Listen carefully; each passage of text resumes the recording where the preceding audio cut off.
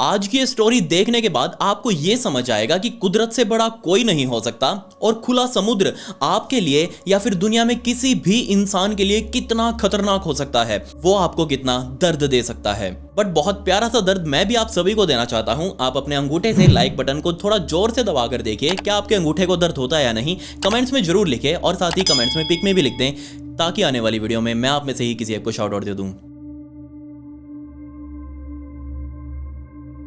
इस पूरे इंसिडेंट को समझने के लिए हमें स्पेन के ला पाल्मा आइलैंड पर जाना पड़ेगा और समय आ चुका था 20 जुलाई 1968 यानी कि 20th जुलाई 1968 का, जब सुबह सुबह इसी आइलैंड पर रहने वाले तीन भाई रोमेनो, एलिब्रेटो और मिगुएल नाम के इन तीनों लड़कों ने अपने घर से बाहर अपनी एक छोटी सी बोट जिसका नाम एल फेस्टो इन्होंने रखा हुआ था, उस एल फेस्टो को अपने घर से बाहर निकाला, पीछे गाड़ी के लोड किया और उस गाड़ी को चलाते हुए सीधा समुद्र के तट तक पहुंच चुके थे।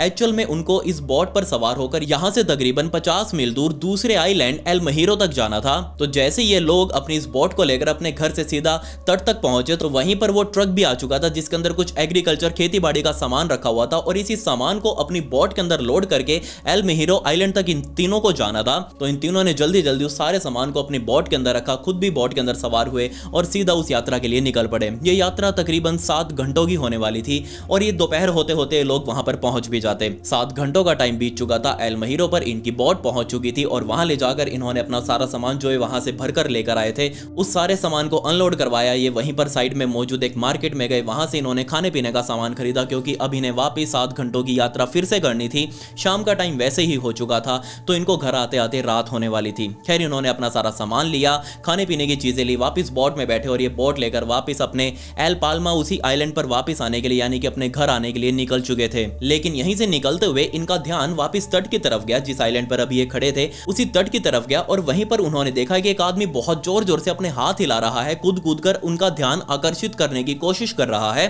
तो जैसे इन तीनों लोगों ने उस आदमी को देखा तो इन्होंने सोच लिया कि ठीक है एक बार देख लेते हैं जाके हमको क्यों बुलाना चाह रहा है, आखिर क्या भसड़ है। तो इन लोगों ने अपनी बोट को वापस घुमाया, वापस तट तक आए और उससे पूछने लगे कि हाँ भाई बता क्या बीमारी है। उस आदमी ने बताया कि उसका नाम हुलियो है और एक्चुअल में उसे भी उनके साथ ला पाल्मा आइलैंड पर चलना है क्योंकि उसकी पत्नी की तबीयत बहुत ज्यादा खराब हो चुकी है। उसकी पत्नी का एक मैसेज आया था उसके पास जिसमें वो बता रही थी कि उसकी 2 दिनों से बहुत ज्यादा तबीयत खराब चल रही है। एक्चुअल में ये हुलियो इसी आइलैंड यानी कि एल महिरो में ही नौकरी वगैरह कर रहा था, घर से तकरीबन 50 मील दूर रहकर। तो उसने इन तीनों भाइयों से पूछा कि क्या तुम मुझे भी अपने साथ ला पाल्मा आइलैंड तक ले चलोगे, क्योंकि मैंने जिस फेरी की टिकट बुक करवाई थी उस आइलैंड तक वापस घर जाने के लिए वो फेरी मुझसे छूट चुकी है, मैं यहाँ पर लेट पहुंचा और अब अगले 2 दिनों तक कोई फेरी वहां तक नहीं जाने वाली, तो तुम प्लीज मेरी मदद करो, मुझे अपने साथ ले चलो। तीनों भाइयों ने कहा कोई दिक्कत नहीं है यार, तुम हमारे साथ चलो। ये बात सुनते ही हुलियो ने जो अपने साथ अपना सामान लेकर आया हुआ था वो सारा सामान इस एल फेस्टो यानी कि बोट के अंदर रखना शुरू कर दिया। सारा सामान अंदर रखने के बाद खुद भी उस बोट पर चढ़ चुका था और अब ये चारों लोग एक साथ, रात होते होते अब काफी अंधेरा भी हो चुका था क्योंकि इनको पहले ही सामान अनलोड करने में काफी टाइम लग चुका था।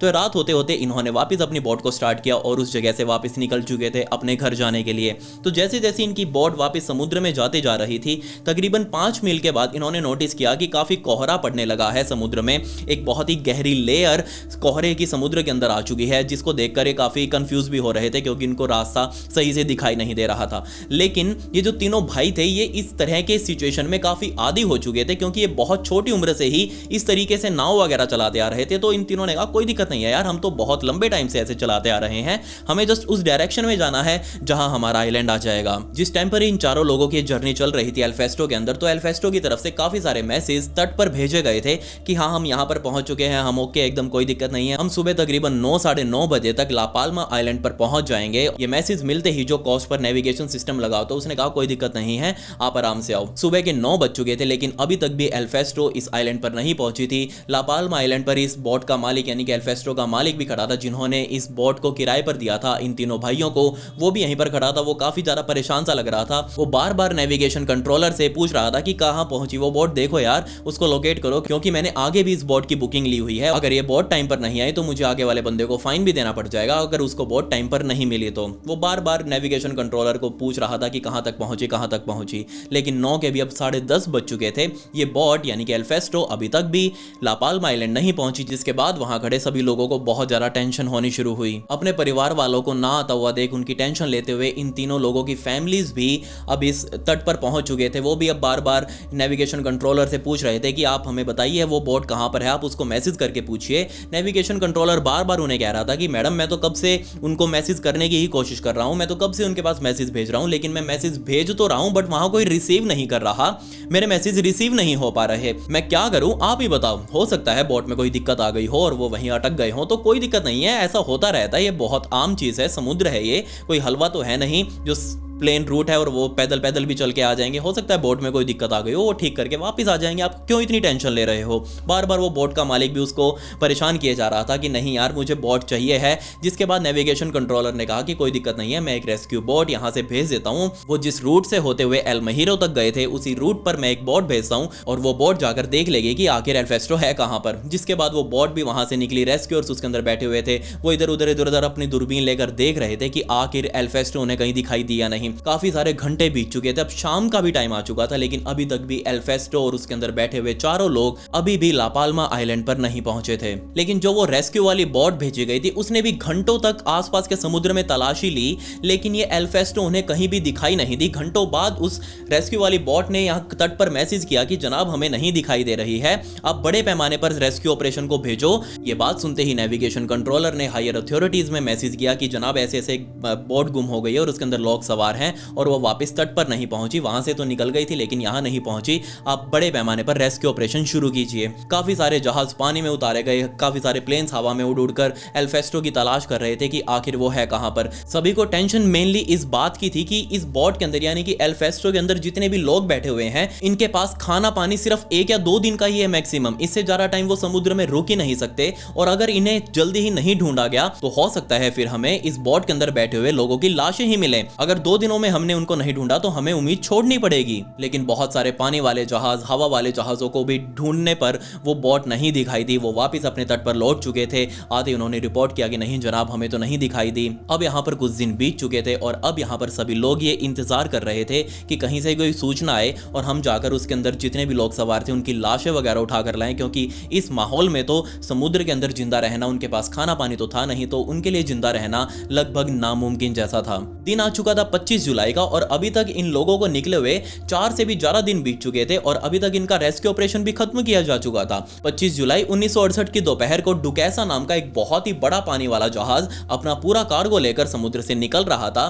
तब यहाँ पर उसका ध्यान एक छोटी सी तैरती हुई बोट की तरफ गया और जैसे ही डुकैसा के कैप्टन ने अपनी दूरबीन निकाली और उस बोट की तरफ देखा तो वो समझ चुका था कि ये बोट जो सामने इस तरीके से चल रही है, मुझे लगता है कि इसके अंदर कोई भी नेविगेटर नहीं बैठा हुआ, ये अपने आप ही समुद्र में हिचकोले खा रही है। जैसे ही उसने ये चीज देखी उसने सबसे पहले तट पर मैसेज किया कि जनाब मुझे इसी तरीके से एक लावारिस बोट दिखाई दे रही है, छोटी है लेकिन मैं कंफर्म नहीं हूं कि उसके अंदर कोई बैठा या नहीं बैठा, अगर आप कहें तो मैं जाकर देखूं। तट की तरफ से मैसेज आया कि एक बार देख लो, क्या पता उसके अंदर कोई हो और उन्हें मदद चाहिए हो। ये बात सुनते ही डुकैसा के कैप्टन ने अपने जहाज को उस बोट की तरफ मोड़ा और धीरे धीरे कर वो जहाज उसके पास जाता जा रहा था। तो जैसे जैसे डुकैसा उसके पास गया, डुकैसा वाले कैप्टन ने देखा कि ये बोट कोई और नहीं बल्कि ये तो एल्फेस्टो ही है। उसने तुरंत तट पर फिर से मैसेज किया कि जनाब मैं तो एल्फेस्टो को यहाँ देख रहा हूँ। अब तट पर बैठे हुए लोग कंफ्यूज हो चुके थे कि तुम एल्फेस्टो को कैसे देख सकते हो, जहां से एल्फेस्टो गुम हुई थी वहां से तुम्हारी लोकेशन तकरीबन 150 मील की है और वहां तक एल्फेस्टो कैसे पहुंच सकती है। डुकैसा वाले ने कहा कि जनाब मैं क्या बताऊं अब,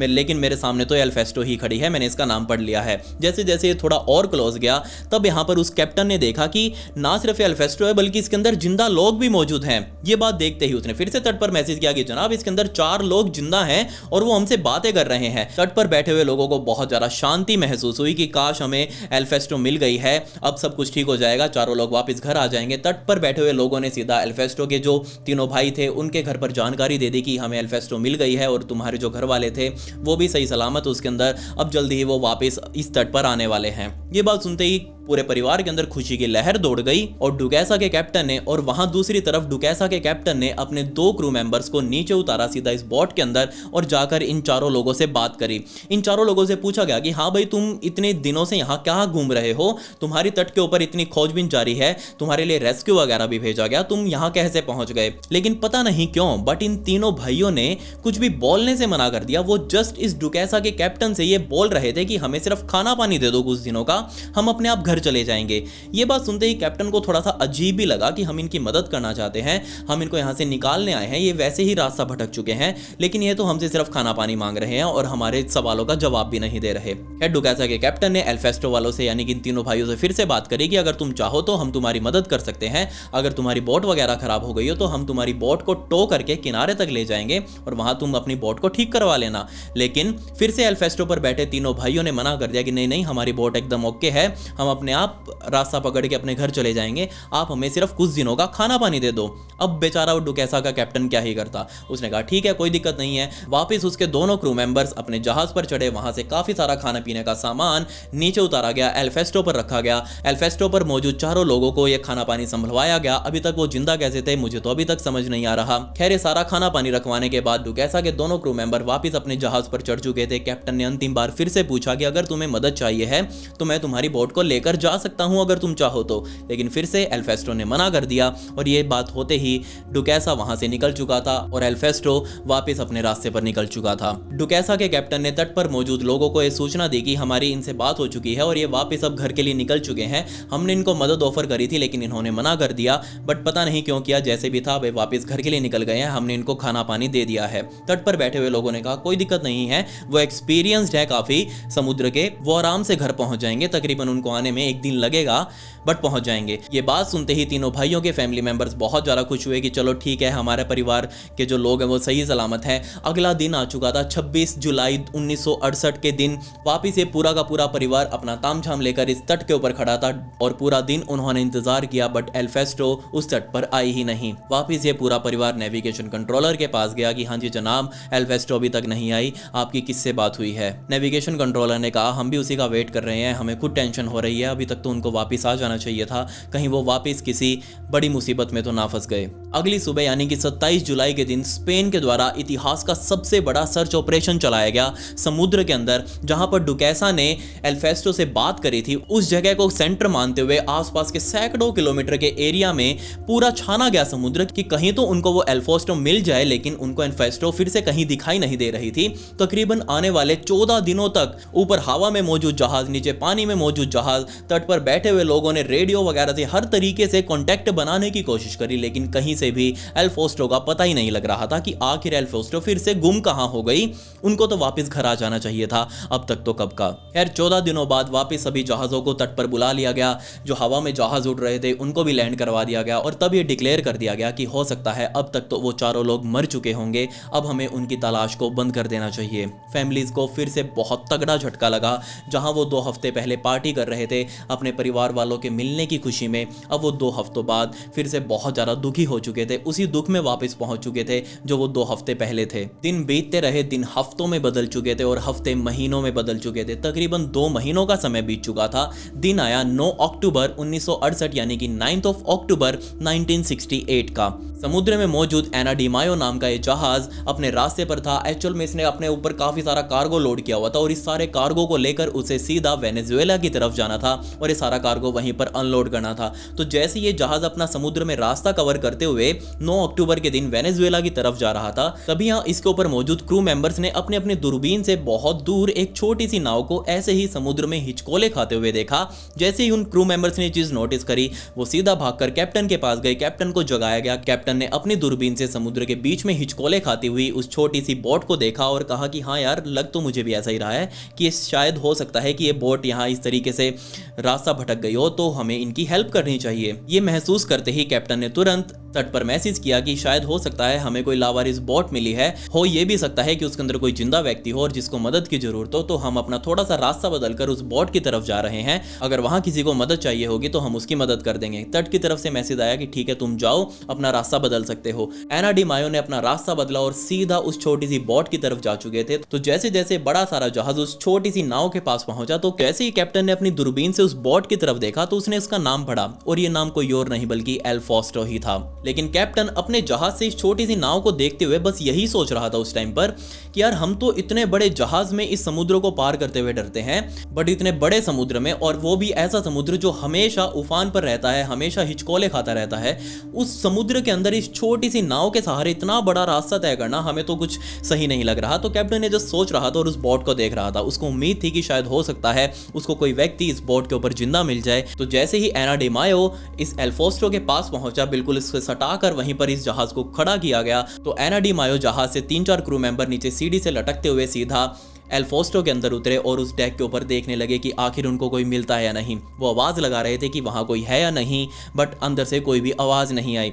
उनमें से 2 क्रू मेंबर सीधा कंट्रोलर रूम में गए वहाँ देखने के लिए कि आखिर उन्हें कुछ मिलता है या नहीं, लेकिन वो कंट्रोलर रूम भी एकदम खाली पड़ा हुआ था। जिसके बाद इन दोनों क्रू मेंबर्स ने इस जहाज को शुरू करने की कोशिश करी, इसको स्टार्ट करने की कोशिश करी। तो जैसे ही उन्होंने वो स्टार्टर का बटन दबाया तो पहली ही कोशिश में जहाज यानी कि एल फॉस्टो स्टार्ट हो चुका था, मतलब इसके अंदर कोई भी खराबी नहीं थी।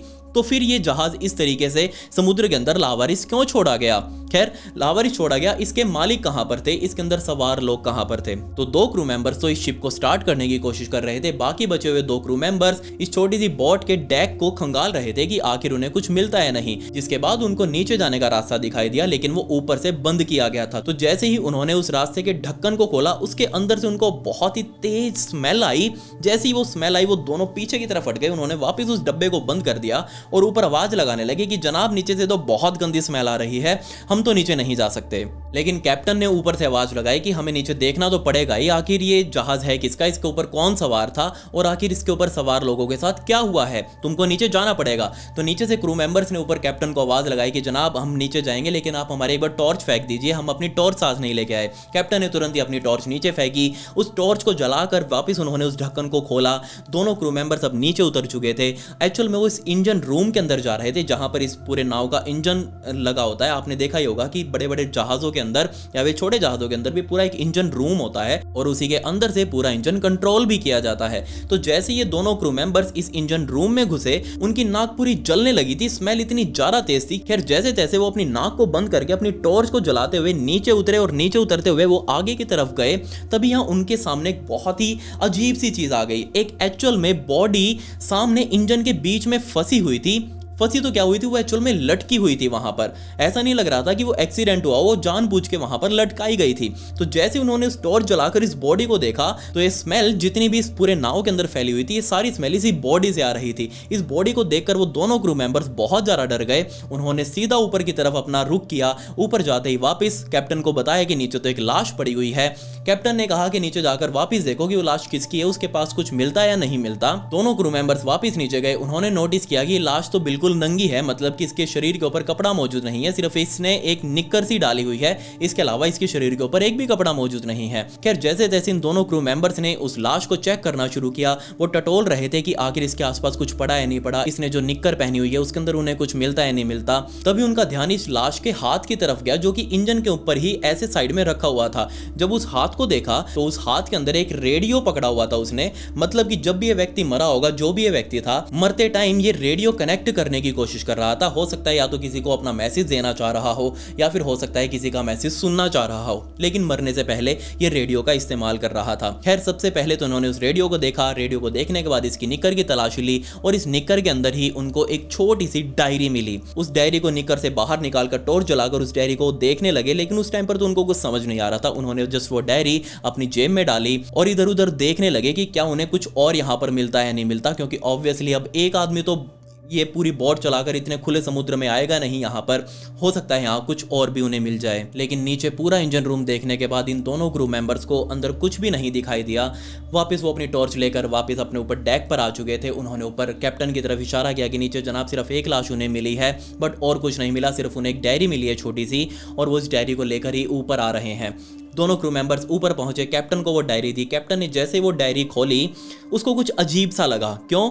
डायरी वैसे तो बहुत ज़्यादा मोटी थी, लेकिन इसके अंदर से काफ़ी सारे पेज फाड़ दिए गए थे। स्टार्टिंग के कुछ पेजेस इसमें सही सलामत थे, एक एंड वाला पेज इसमें सही सलामत था, बीच में से तकरीबन 28 पेज उस डायरी से फटे हुए थे। अब उन 28 पेजेस के अंदर क्या लिखा हुआ था ये आज तक समझ नहीं आया, लेकिन जो इस डायरी में मिला वो भी कुछ कम नहीं था। खैर, जो स्टार्टिंग वाले पेजेस थे उनके अंदर तो कुछ नहीं था, सिर्फ इसके अंदर हिसाब किताब ही लिखा गया था कि किससे कितने पैसे वगैरह लेने हैं, कुछ ज़्यादा खास नहीं, सिर्फ मैथ कैलकुलेशंस। लेकिन इस डायरी का जो लास्ट पेज था उसके अंदर बहुत कुछ अजीब सा लिखा हुआ था। लेकिन यहाँ दिक्कत ये थी कि वो जो कैप्टन था और उसके साथ के जो क्रू मेंबर्स थे उनको सही से समझ नहीं आ रही थी कि एक्चुअल में इस डायरी के अंदर क्या लिखा हुआ है। उन्होंने जस्ट उस डायरी को अपनी जेब में डाला और सोचने लगे कि ठीक है, हम इस बोट को भी अपने साथ लेकर चलते हैं, टो करके जिसकी भी ये बोट होगी वो आगे तट पर आकर क्लेम कर लेगा, पूरी दुनिया के अंदर इसका सर्कुलर फैला देंगे कि हमें ऐसे ऐसे बोट मिली है, जो भी होगा सामने आ जाएगा। कैप्टन तुरंत ही कंट्रोलर रूम में गया, वहां से उसने मैसेज किया कि जनाब, हमें ऐसे ऐसे एल फॉस्टो नाम की एक छोटी सी नाव ऐसे समुद्र में तैरती हुई मिली है और उसके अंदर एक लाश भी हमें मिली है, उस लाश से हमें एक छोटी सी नोटबुक मिली है, एक छोटी सी डायरी मिली है और वो सब कुछ हम अपने साथ लेकर आ रहे हैं। हम इस एल फॉस्टो को अपने साथ ही टो करके लेकर आ रहे हैं तट तक, वेनेजुएला तक, और आप वहां पर सर्कुलर फैला दीजिए कि बोट मिली है, जिसकी भी हो हमारे पास आकर क्लेम कर ले। तुरंत ही ला पाल्मा आइलैंड पर भी मैसेज रिसीव हुआ कि फिर से एल फॉस्टो उन्हें मिल चुकी है और उसके ऊपर अब की बार लाश मिली है। तो ला पाल्मा आइलैंड पर मौजूद सभी अधिकारी बहुत ज्यादा शॉक में आ चुके थे कि अब ये 2 महीनों बाद फिर से क्या शुरू हो गया, उन्हें तो समझ नहीं आ रहा था। खैर, एना डी मायो ने अपनी टो लाइन निकाली। टो लाइन आपको पता ही होगा कि एक बहुत बड़ा तार होता है, काफी लंबा और मजबूत तार, जिससे कोई भी जहाज दूसरे जहाज को टो करके लेके जाता है। तो एना डी मायो ने अपनी टो लाइन समुद्र के अंदर फेंकी। नीचे एल फॉस्टो पर पहले ही क्रू मेंबर्स मौजूद थे, उन क्रू मेंबर्स ने उस टो लाइन को सीधा एल फॉस्टो से अटैच किया। अटैच करते ही वो सीधा अपने जहाज पे गए। अब ये एना डी मायो एल फॉस्टो को टो करते हुए वेनेजुएला की तरफ बढ़ रहा था। पहला दिन सही गया। 11 अक्टूबर 1968 का दिन आ चुका था। 11 अक्टूबर की सुबह सुबह एना डी मायो के कैप्टन की तरफ से तट पर एक बहुत ही अजीब सा मैसेज गया। उस मैसेज में एना डी मायो के कैप्टन ने कहा कि जनाब, हम तो अपने रास्ते पर सही चल रहे थे, लेकिन जैसे ही 11 अक्टूबर की सुबह सुबह हम उठकर वापस डेक पर आए, तब हमने पीछे देखा कि क्या एल फेस्टो सही चल रहा है, नहीं चल रहा, लेकिन एल फेस्टो पीछे था ही नहीं। जी हाँ, उनकी जो टो लाइन थी, अब आप सोच कर देखिए, कार्गो इतना बड़ा जहाज, शहर जैसा जहाज, उनकी जो टो लाइन होती है वो ऐसी वैसी नकली सी तो कोई रस्सी तो होती नहीं, पूरी स्टील की उनकी टो लाइन थी, इतनी मजबूत टो लाइन, वो भी बीच में से टूटी हुई थी। सिर्फ एक छोटे से जहाज को खींचते हुए, सोच कर देखिए आप, छोटी सी बोट को खींचते हुए उनकी टो लाइन टूट चुकी थी और इस टो लाइन के टूटते ही एल फेस्टो नीचे समुद्र में डूब चुका था और सामने उनको डूबते हुए दिख भी रहा था कि एल फेस्टो के साथ एकदम से क्या हुआ और ये टो लाइन एकदम से कैसे टूट गई। खैर, जैसे भी था, एल फेस्टो समुद्र में डूब चुका था। ये एना डी मायो वाले बेचारे अपनी टूटी हुई टो लाइन के साथ ही वेनेजुएला की तरफ बढ़ रहे थे। वो कुछ ही टाइम बाद अब वेनेजुएला पहुंचने भी वाले थे। तट पर पहुंच से ही एना डी मायो के कैप्टन ने अधिकारियों को समझाने की कोशिश करी कि जनाब, हम तो बिल्कुल प्रॉपर सही तरीके से उसको खींचकर अपने साथ लेकर आ रहे थे, लेकिन हमें नहीं पता कि वो कैसे टूटा और कैसे डूबा।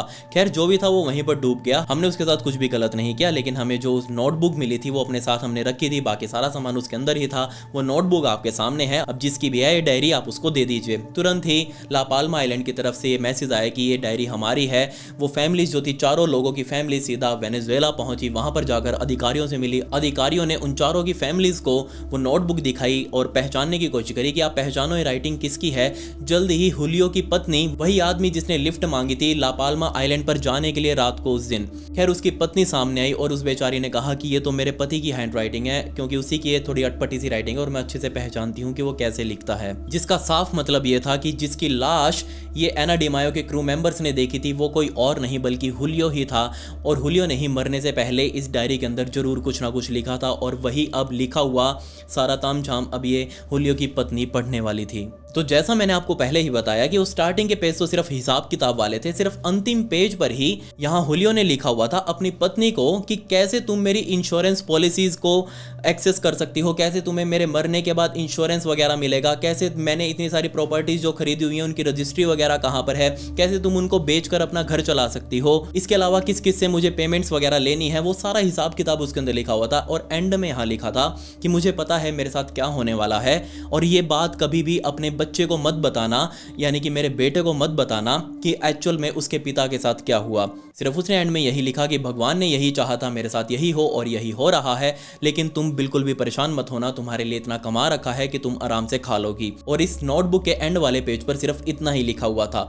मतलब यहाँ से ये तो साफ था कि हुलियो को ये पता था कि वो मरने वाला है, बट यहाँ पर ये बीच के 28 पेज कहाँ गायब हो गए, कहाँ घुस गए, मुझे अभी तक समझ नहीं आया। नहीं, आप खुद ही सोच कर देखिए, अगर हुलियो को पता था कि वो मरने वाला है, वो इतना कुछ लिख रहा है कि अपनी पत्नी को डायरेक्शंस दे रहा है आगे उसके मरने के बाद क्या करना है उसे, तो वो कुछ एक पेजेस पर ये भी तो लिख सकता था कि एक्चुअल में शिप के साथ क्या हुआ, बाकी जो तीनों लड़के थे, बाकी जो तीनों भाई थे, उनके साथ एक्चुअल में क्या हुआ, और ये शिप इस तरीके से इस हालात में कैसे पहुंचा, कुछ तो लिखता। लेकिन वहाँ उसके अंदर कुछ भी नहीं लिखा हुआ था। मुझे यहाँ पर लगता है कि एक्चुअल में उसने सब कुछ लिखा होगा उन 28 पेजेस में, जो कि उस डायरी से फाड़े गए थे। हो सकता है उसके मरने के बाद इस डायरी से वो पेजेस वापस फाड़ दिए गए हों, या फिर किसी और ने फाड़े हों, जो भी कुछ हुआ हो, एटलीस्ट उसको ये तो पता था कि वो मरने वाला है, तो सब कुछ वो पहले लिखता। वो इतना कुछ लिख रहा है तो थोड़ा बहुत तो वो भी लिखा ही होगा ना उसने। दूसरी सबसे बड़ी बात, बाकी के 3 और लोग कहाँ पर थे? जब इस एना डी मायो के क्रू मेंबर्स ने पूरे बोट की तलाशी ली तो उसके ऊपर सिर्फ ये हुलियो ही मिला था, उसी की लाश मिली थी। बाकी के तीनों लोग, बाकी के तीनों लड़के कहाँ गए, उनकी लाशें क्यों नहीं मिली, ये आज तक समझ नहीं आया। तीसरी सबसे बड़ी बात, 25 जुलाई के दिन जब डुकैसा नाम का वो बड़ा सारा जहाज इस नाव से मिला था, यानी कि एल फोस्टो से मिला था, और उसने खाना पानी भी इस नाव पर रखवाया था अपनी तरफ से, उस टाइम पर इन लोगों ने क्यों नहीं मदद ली डुकैसा वालों से? अगर ये रास्ता भटक चुके थे, अपने घर से 120 मील दूर फालतू में ही पहुंच चुके थे, तब इन्होंने क्यों नहीं मदद ली? यहाँ पर काफ़ी सारी थ्योरीज मार्केट में इस केस से रिलेटेड है, लेकिन 50 साल हो चुके हैं, बट अभी तक भी एक्चुअल सच इसका निकल कर सामने नहीं आया कि एक्चुअल में एल फोस्टो के साथ क्या हुआ था, उसके अंदर बैठे लोगों के साथ क्या हुआ था। खैर, मैंने भी इसके बारे में अपना छोटा सा दिमाग लगाकर काफ़ी कुछ सोचा, तो मैं इस नतीजे पर निकला कि हो सकता है अंदर बैठे चारों लोगों के बीच में पैनिक फैल गया हो। जब वो रास्ते से पहली बार भटके होंगे, उनके अंदर पैनिक फैल गया होगा। और आपको भी पता है कि हम पैनिक में आकर बहुत ज्यादा गलत डिसीजंस लेते हैं, हमारा दिमाग काम करना सही से बंद कर देता है, हम ये सोच ही नहीं पाते कि क्या सही है क्या गलत, हमें जस्ट करो या मरो वाली स्थिति दिखती है। और यहाँ पर भी यही हुआ होगा, इन्होंने पैनिक के अंदर आकर गलत कुछ फैसले ले लिए होंगे, जिसके बाद ये और ज्यादा गलत करते गए और अल्टीमेटली सीधा ये मौत के मुंह में समा गए। सो आई वांट कि आप अपनी थ्योरीज बनाइए कि एक्चुअल में उनके साथ क्या हुआ होगा। लोग कहते हैं कि हो सकता है एल फोस्टो वाले कुछ स्मगल कर रहे होंगे, कुछ गलत सामान किसी और देश तक लेकर जा रहे होंगे, इसलिए तो उन्होंने डुकैसा से मदद नहीं ली। हो सकता है उनके साथ, या फिर हो सकता है उन्होंने कुछ ऐसा देख लिया हो समुद्र में जो कि उन्हें नहीं देखना चाहिए था। हो सकता है इन चारों के बीच में ही आपस में लड़ाई हो गई होगी किसी बात को लेकर, इसी वजह से चारों मारे गए। बातें तो बहुत सारी हैं, बातें आपको भी बनानी हैं। कमेंट्स के अंदर अपना दिमाग चलाइए, सोच कर देखिए कि आखिर इस एल फोस्टो पर बैठे चारों लोगों के साथ क्या हुआ होगा, उन 28 पेजेस के अंदर क्या लिखा गया था जो फाड़ दिए गए एंड में। आपकी थ्योरीज मुझे मेरे इंस्टाग्राम पर भेजिएगा, ये मेरी इंस्टाग्राम आईडी है, इसका लिंक आपको डिस्क्रिप्शन में भी मिल जाएगा। जिसकी सबसे रेलेवेंट थ्योरी मुझे लगेगी, उसकी थ्योरी को मैं इंस्टाग्राम की स्टोरी में लगाऊंगा, ताकि पूरी दुनिया को आपकी थ्योरी समझ में आ सके कि हाँ, ये भी तो हो सकता है एल फोस्टो के साथ। आपके हाथ से फॉलो बटन जरूर क्लिक हो जाना चाहिए। खैर, पिछली वीडियो का शाउट आउट RGP को and comment pick me to get a shout out in next video. मिलते हैं अगली वीडियो में। ये वीडियो देखने के लिए धन्यवाद।